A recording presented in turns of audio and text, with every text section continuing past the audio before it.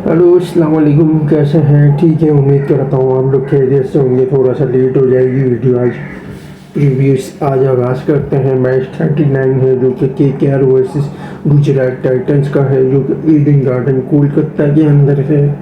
और जैसा कि आप पिच का आगाज़ करते हैं, आप जैसे पिच नंबर 4 देख रहे हैं जो कोलकाता वर्सेस LSG का मैच हुआ था। और अच्छी खासी फ्रेश लग रही पिच और नॉर्मल लग रही थी। इसी तरीके से आप इस पिच के डायमेंशन अगर देख लें तो आपका स्क्वायर लेग 70 मीटर का, यानी अच्छा खासा स्क्वायर ऑफ लेग के बड़ा मुकाबले में 13 मीटर का फर्क।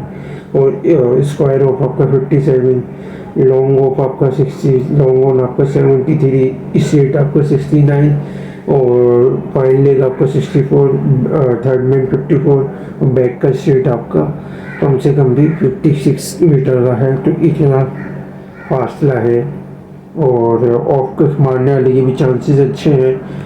क्लब हाउस एंड खिलाता है। इसी तरीके से भी उसके बाद का KKR वर्सेस SRH का आपने देखा मैच नंबर 15 पे, जो कि आपकी जो पिच जो है वो कहलाती है यहाँ पे। कम से कम आप ये जैसे कि देख रहे हो, अभी इसका डायमेंशन है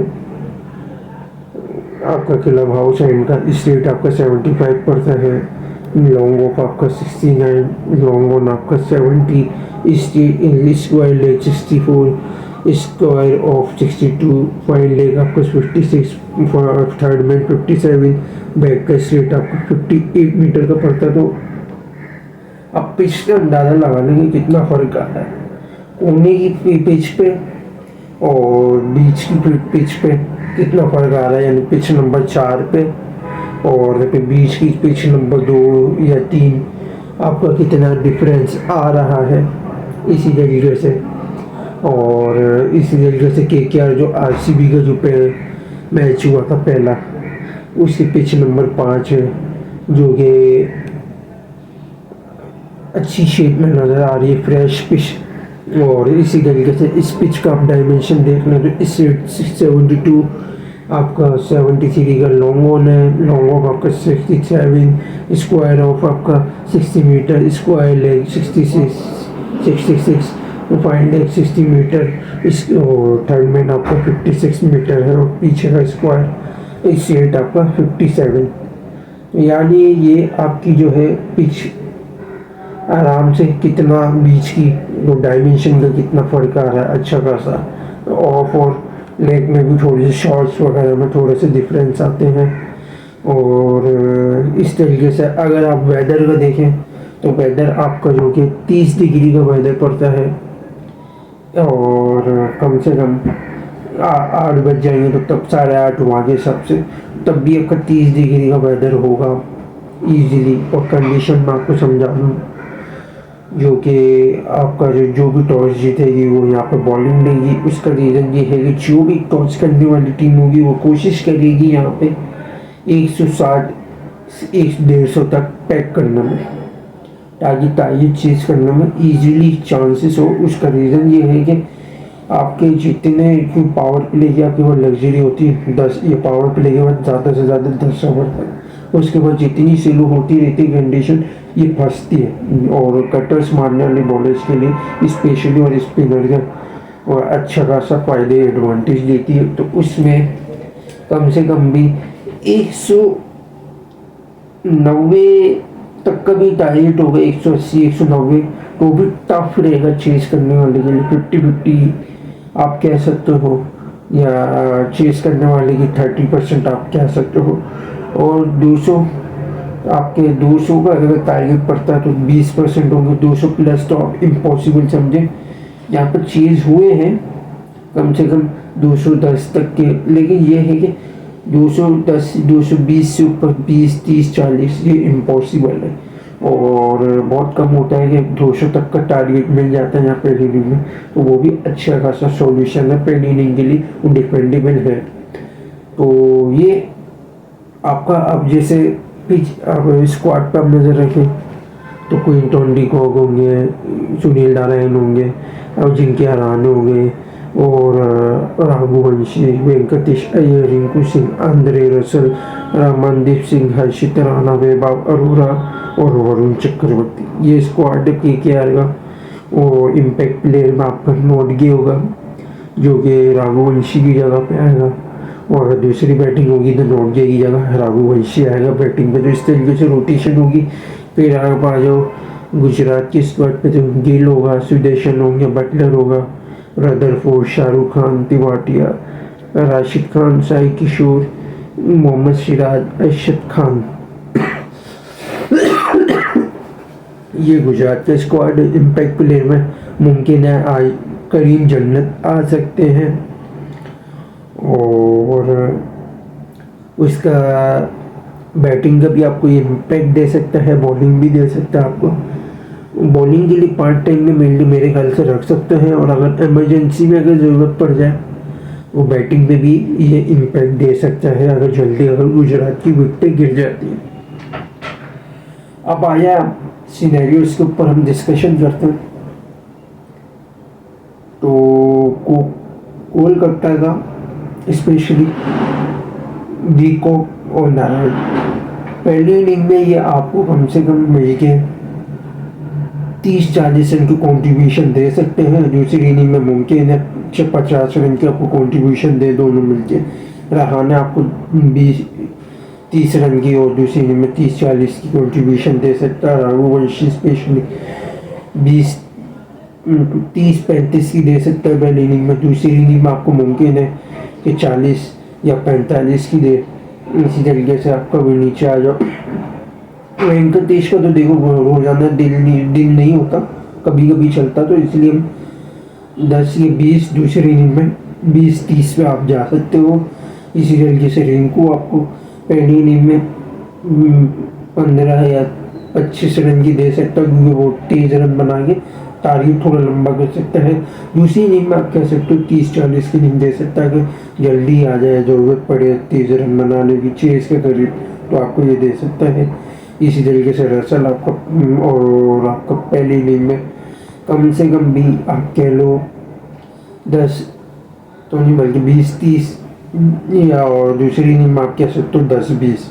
क्यों? क्योंकि चेजिंग कोर्स में थोड़ा सा फंसता है। अब ये इसकी वो वाली बात नहीं है कि आपको ये बना के दे।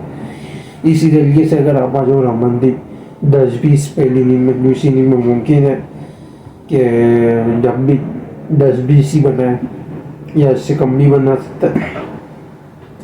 और हर्षित आपका 10-20 दूसरी इनिंग में भी 10 या 15 आपको दे सकता है। और अगर बॉलिंग में आगे देखें के आएगा तो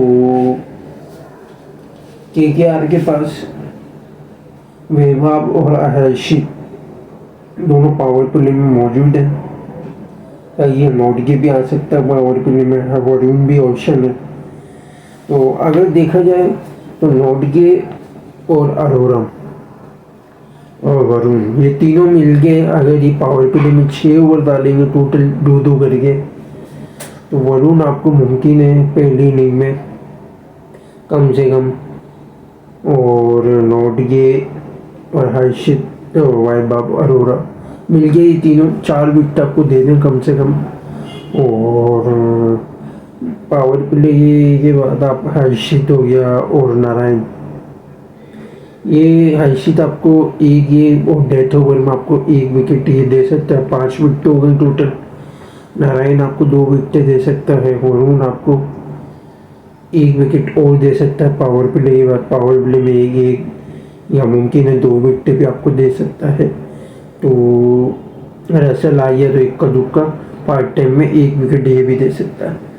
और पावर प्ले के बाद अगर दूसरी इनिंग में अगर देखो तो आपको कम से कम भी ये 3 वरुण, वैभव और नोटगे मिलके आपको कम से कम भी 3 विकेट दे सकते हैं। पावर प्ले के बाद आपका हर्षित भी दे सकता है, पावर डेथ ओवर में भी दे सकता है। और कम से कम नारायण आपको 1-2 विकेट दे सकता है। वरुण मुमकिन है 1 दे। तो पावर डेथ ओवर में तो हर्षित के अलावा कोई बॉलर इतना अच्छा इम्पैक्ट नज़र नहीं आ रहा। वैभव आपको दे सकता है थोड़ा बहुत इम्पैक्ट। तो गिल मिला के अगर देखा जाए, गुजरात का अगर टॉप ऑर्डर अगर अच्छा काम कर जाता है पहली इनिंग में 6 से 8 विकेट दे सकता है, वरना अदरवाइज ऑल आउट भी हो सकती है। और अगर दूसरी इनिंग में चेस करने जा रहा हूँ तो चेस में आपको कम से कम भी, क्योंकि कोलकाता की ऐसी बॉलिंग है कि टपका सकते हैं अच्छी, अगर टॉप ऑर्डर काम करता है तो कम से कम 4 से 6 विकेट आपकी, बल्कि 5 से 6 विकेट आपकी गिर सकती है गुजरात की। और अगर ज़्यादा से ज़्यादा गिरेंगी तो 8 विकेट गिरेंगे, क्योंकि वो टॉप ऑर्डर में इम्पैक्टिंग टॉप ऑर्डर की वही गिर सकते हैं।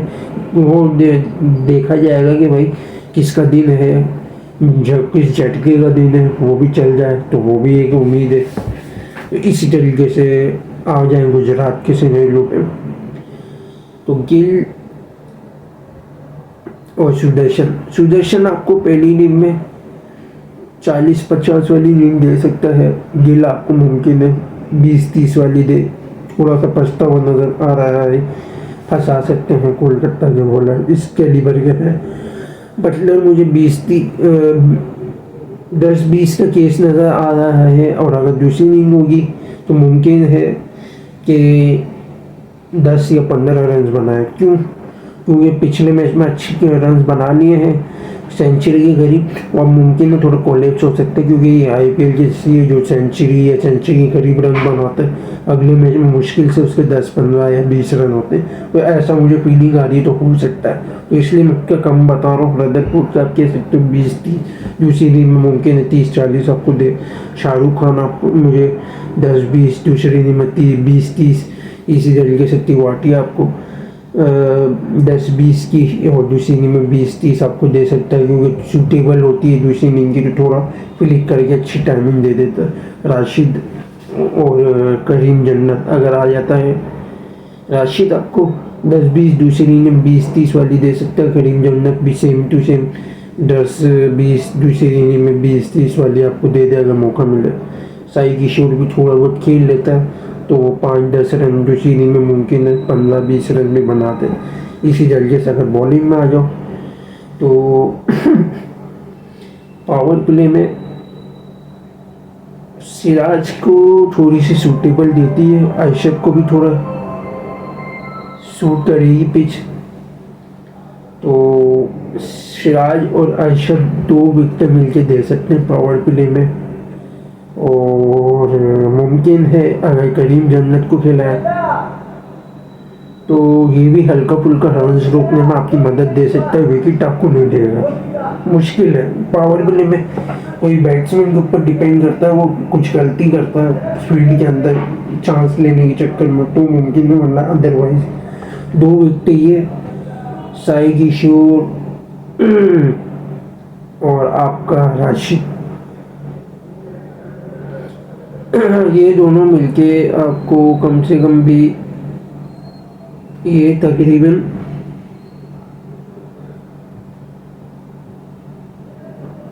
एक प्लेयर इसमें मिसिंग आ रहा था, जो मैंने आपको स्क्वाड दिया उसमें प्रासिद कृष्णा का मिसिंग आ रहा है। तो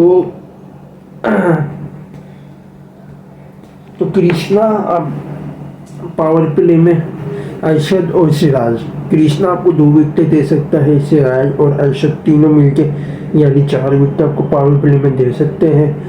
पावर प्ले में पार्ट टाइम में अच्छा काम आ सकता है, करीब 1 विकेट आपको दे सकता है। राशिद और साई किशोर आपको 2 विकेट दे। डेथ ओवर में आपके पास सिर्फ कृष्णा का ऑप्शन है, तो 1 विकेट आपको मुमकिन दे। दूसरी इनिंग में आप देखो सिराज और अर्शद तो पिटते हुए नजर आ रहे हैं। कृष्णा आपको 1 विकेट दे पावर प्ले में मुमकिन है। राशिद और साई किशोर मिलकर आपको 2 विकेट दें, या 4-3 भी दे सकते हैं, 2 किशोर की भी आ सकती है। करीम जन्नत का भी एक पावर प्ले डेथ ओवर में 1। गिल मिला के अगर देखा जाए, आज अगर टॉप ऑर्डर अगर नहीं चलता तो 8 से 10 ऑल आउट हो सकती है, 8 से लेकर 10 तक के। यार बैटिंग इतनी अच्छी है इनकी, तो अगर ये चल गए तो 8 या 6 विकेट आपको कम से कम देंगे पहली इनिंग का। दूसरी इनिंग में मुमकिन है ज़्यादा से ज़्यादा 6 विकेट गिरे, वरना तो 4 विकेटों में भी फिनिश कर सकते हैं। तो ये एक सिनेरियो था। आ जाए अब आप प्रेडिक्शन की तरफ हमारी। तो प्रेडिक्शन में मुझे जो केकेआर की जो बैटिंग है वो गुजरात के मुकाबले में थोड़ी सी हाई है। बॉलिंग वाइज भी अगर देखा जाए तो गुजरात के मामले में हाई है, और अगर होम कंडीशन देखा जाए तो गुजरात के मामले में हाई है। तो 3 नंबर मिला के अगर देखा जाए तो केकेआर के मुझे चांसेस ज़्यादा नजर आ रहे हैं। तो इसलिए हम अगर 200 तक का टारगेट अगर पड़ता है, केकेआर अगर बॉलिंग लेता है तकरीबन आप कह लें 90% चांसेस हैं, 190, 80, 180, 70% चांसेस है। ये आपका थोड़ा उल्टा बोल दिया, सॉरी। 200 का अगर टारगेट है तो 10% चांसेस है, 190 20%, 180 30%, 170 आप 40% कह सकते हो, 160 आप 50 की इस फाइटिंग भी कह सकते हो। और अगर होम ग्राउंड एडवांटेज है तो आप कह सकते हो 160 पे 60%, 170 पे 70% बोल सकते हो। इससे नीचे जितने टारगेट होंगे वो केकेआर के 100% होंगे। इसी तरीके से अगर गुजरात अगर बैटिंग बॉलिंग करता है 200% चांसेस होंगे तो 0% है। 200 से नीचे अगर होगा यानी 190 10%, 180 20%, 170 30%, 160 पे 40 से 150 पे 50-50 की फाइटिंग हो सकती। इससे नीचे गुजरात के चांसेस। अब ये मैं गुजरात के इसलिए क्यों दे रहा हूँ चांसेस ज़्यादा कम, केकेआर के मुकाबले में वो मैं आपको बता चुका हूँ। इसी तरीके से फाइनल प्रेडिक्शन में अगर हम जाएँ तो 70% या 80% में केकेआर के साथ जा रहा हूँ। तो आज मुझे केकेआर की बाजी नज़र आ रहे हैं। तो ये वीडियो थी हमारी। लाइक और शेयर और सब्सक्राइब जरूर करिएगा, बेल आइकन को जरूर क्लिक किया। Thanks for watching video. अल्लाह हाफिज़।